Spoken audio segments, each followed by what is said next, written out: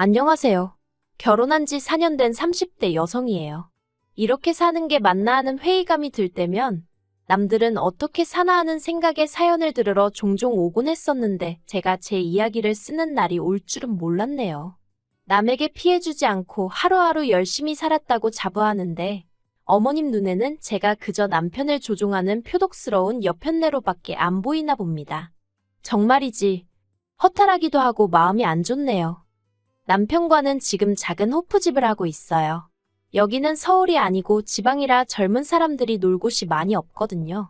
그런데 근처에 대기업 공장이 있다 보니 젊은 사람들이 많이 살고는 있고요. 그래서 저희가 그 덕을 톡톡히 보고 있네요. 한 달에 남편과 저 두 사람 몫으로 2천 정도는 가져가고 있거든요. 물론 이렇게 말하면 금방 재벌되겠다고 빈정대는 사람들도 있는데 저희 한 달에 하루 쉬면서 일하고 있어요. 솔직히 저도 사람이니 때로는 너무 지치고 힘들어서 메뉴를 줄일까 쉬는 날을 늘릴까 별별 생각을 하곤 합니다. 하지만 또 통장에 찍히는 돈을 보고 있으면 그런 선택을 내리기가 쉽지 않네요. 처음 이 일을 시작할 때 돈으로 워낙 마음고생을 해서 그런 것 같아요. 사실 처음 결혼할 때만 하더라도 저희가 이렇게 장사를 하게 될 줄은 몰랐어요. 저는 저대로 남편은 남편대로 직장 생활을 하고 있었으니까요. 다만 제 직업은 그렇게 돈이 되는 일은 아니었습니다. 작은 출판사에서 그림 작가로 일하고 있었는데 월급은 200 남짓이었고 그나마 외주 의뢰가 들어오면 4, 50 정도 더 버는 수준이었거든요. 반면에 남편은 3교대 생산직으로 월에 400 정도는 벌고 있었어요. 그래서 결혼할 때도 남편은 모아둔 돈이 1억 정도로 저희 2배 가까이 되더라고요. 하지만 결혼하고 얼마 지나지 않았을 때였습니다. 남편이 다니던 공장이 대대적으로 부서 개편을 했는데 그 과정에서 몇몇의 사내 조직이 문제가 되었던 모양이에요. 그리고 남편은 그 조직들 중 한 곳에 억울하게도 같이 일하는 팀장의 강요로 이름만 올리고 있었다는데 그게 화근이 되어 하루아침에 직장을 잃게 되었습니다. 결혼 당시 서로가 모아두었던 돈은 전부 다 집을 사는데 끌었었기 때문에 당장 다음 달부터 어떻게 먹고 살아야 할지 암담했어요. 그나마 결혼 생활을 하면서 다달이 제가 모아둔 돈이 있긴 했지만 언제까지 버틸 수 있을지 알 수 없었으니까요. 특히나 지역 특성상 대기업 공장은 남편이 다니던 곳 한 곳이 전부였거든요. 물론 작은 공장에 간다면 갈 수야 있었겠지만 월급부터 처우가 완전히 다를 건 안 봐도 뻔한 일이었고요. 그리고 까놓고 말해서 그나마 월급이 적지 않았으니 3교대여도 참고 다녔던 거지. 옆에서 지켜보니 3교대로 일을 한다는 게 말처럼 쉬운 일이 아니었어요. 남편 얼굴은 늘 푸석푸석했고 생기가 없었으니까요. 그러다가 우연히 인터넷에서 어떤 호프집에 관한 영상을 보게 되었는데 직감적으로 이건 되겠다 싶더라고요. 그리고 이참에 나도 돈 안 되는 직장은 그만두고 진짜 한번 치열하게 살아보자 하는 생각을 하게 되었지요. 그래서 남편에게 장사를 해보자 했습니다. 당신도 나도 경험은 없지만 어떻게든 한번 해보자고요. 그런데 문제는 자본이었어요. 알아보니 최소한 7천만 원은 든다던데 그때 제 수중에 정말 영혼까지 싹싹 털어도 2천만 원이 최대였거든요. 사는 집을 담보로 대출을 받을래도 이미 받은 대출이 있어서 상황이 여의치가 않았고요. 그러자 남편이 하는 말이 어머님 아버님께 한번 부탁을 해보자대요. 이번만큼은 도와주실 거라면서요. 남편이 그렇게 생각한 데는 그럴 만한 이유가 있었어요. 사실 남편이 어려서부터 아주버님한테 많이 치여서 자랐거든요. 남편 말에 의하면 어머님이 아주버님 대학원 가야 한다고 남편더러 대학에 가지 말고 취직을 하라고 하셨답니다. 한 번에 자식 2명 학비를 내줄 능력은 못 된다면서요. 그리고 저희 남편 말이지요. 좋게 말하자면 사람이 순하고 남의 마음을 잘 헤아리는데 즉 자기 밥그릇을 잘 못 챙겨요. 무슨 말이냐면 어머님 속상하실까봐 어머님께 싫다, 대학에 가고 싶다 소리를 못했다는 거예요. 그런데 왜 저희 어머님이 아주버님만 그렇게 싸고 도셨냐고요? 그건 아주버님이 태어나고 얼마 되지 않았을 때 크게 아프셨던 모양이에요. 시부모님 표현을 빌자면 아주 꼼짝없이 죽었구나 싶었다나요. 아무튼 그렇다 보니 어머님이 그날부터 지금까지 아주버님 일이라면 아주 열일 제쳐놓고 나서세요. 한마디로 꼼짝도 못 하시는 거지요. 그런데 대한민국이란 나라가 솔직히 대학물 안 먹은 사람이 성공하기 쉬운 곳은 아니잖아요. 한 사람의 인품이나 내면과는 상관없이 대학 간판만으로 이리저리 판단하기 일쑤니까요. 그리고 냉정하게 말해서 저 말이지요. 저는 서울에서 대학을 나오긴 했지만 그렇게 별 볼 일 있지는 않거든요. 그런데도 사람들이 제가 졸업한 대학 이름만 듣고도 대단하다며 치켜 세워주는 일이 자주 있었습니다. 그리고 그럴 때면 정말이지 부끄럽기도 하고 몸둘바를 몰라 했어요. 하지만 남편은 대학 간판이 없다 보니 구구절절 자기가 무슨 일을 하고 얼마를 벌고 설명을 해야 하는 일이 잦았고 그럼에도 불구하고 무시를 당하는 일이 종종 있었다네요. 그래서 그 일로 어머님한테 서운한 마음을 갖게 된 거고요. 아무튼 남편은 그동안 이래저래 매번 양보만 하고 살았으니 이번만큼은 자기가 한 번만 도와달라고 해보겠다대요. 처음 부탁하는 건데 설마 모른 척 하시겠냐면서요. 하지만 저는 별로 기대는 하지 않았어요. 저희 결혼할 때도 10,000원 한 장 안 보태주셨으면서 천명절에 제사비로 100만 원을 내놓으라 하셨던 분들이셨으니까요. 그리고 며칠 뒤 시댁에 갔던 남편이 아니나 다를까 아주 죽상을 하고 집에 돌아왔습니다. 어머님이 정말 1초도 걸리지 않고 그냥 무조건 안 된다고 하셨대요. 돈 없다면서 장사는 뭐 개나 소나 하냐고 그러셨다나요. 어머님 말씀이 아예 틀렸다고는 생각하지 않아요. 하지만 남편이나 저나 마음이 상했던 건 아무나 못하는 장사를 아주버님은 몇 번이고 했었다는 거지요.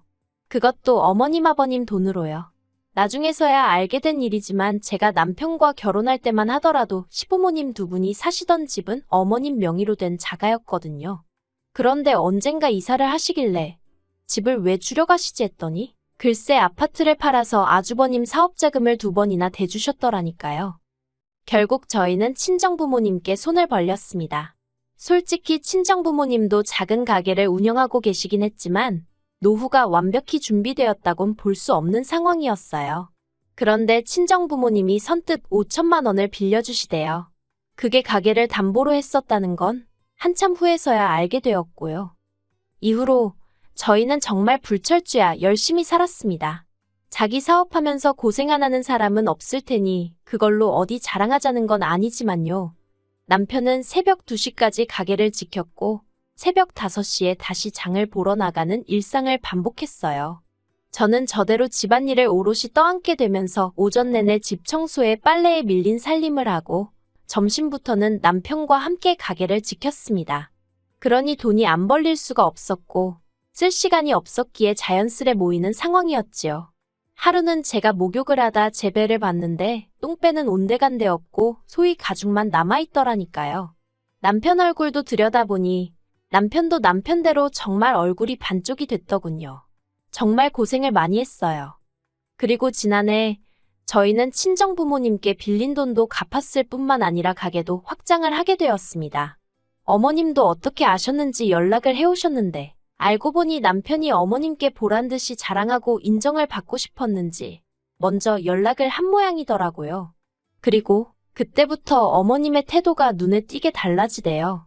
처음에 저희가 장사를 시작했을 때만 하더라도 어디 얼마나 버티나 두고 보잔 식으로 콧방귀를 뀌시던 분이셨는데 언젠가부터 일주일에 서너 번은 먼저 전화를 걸어 남편 건강을 잘 챙겨주라는 등의 잔소리를 하지 않으시나 가게 매상은 왜 또 그리 궁금해하시는지. 솔직히 저도 1~2살 어린애도 아닌데 어머님의 속내를 아예 몰랐겠어요?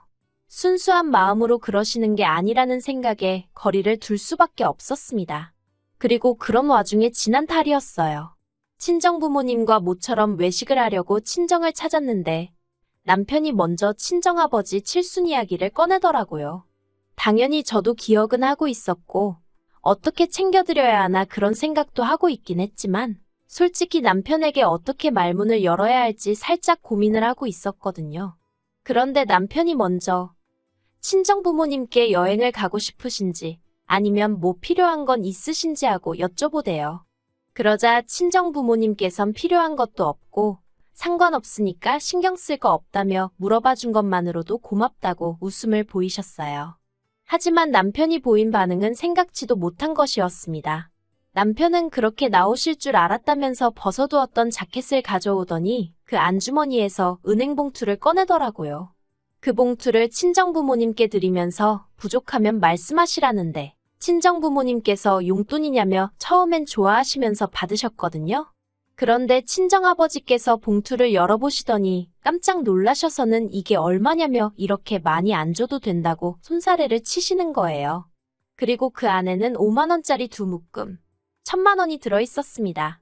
저도 저대로 놀라서는 이러지도 저러지도 못하고 있는데 남편이 그냥 자기가 드리고 싶어서 드리는 거라며 아무튼 좋은 의미로 옥신각신 받으셔라 못 받는다 몇 번의 실랑이가 오가다가 결국 남편이 이겼어요.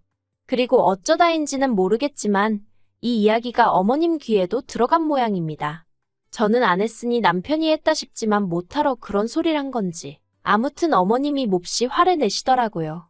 장사가 그렇게 잘 된다면서도 당신한테는 돈 100만 원 주질 않았으면서 어떻게 처가에다 1,000만 원을 냅다 줄 수 있냐고 제정신이냐고요.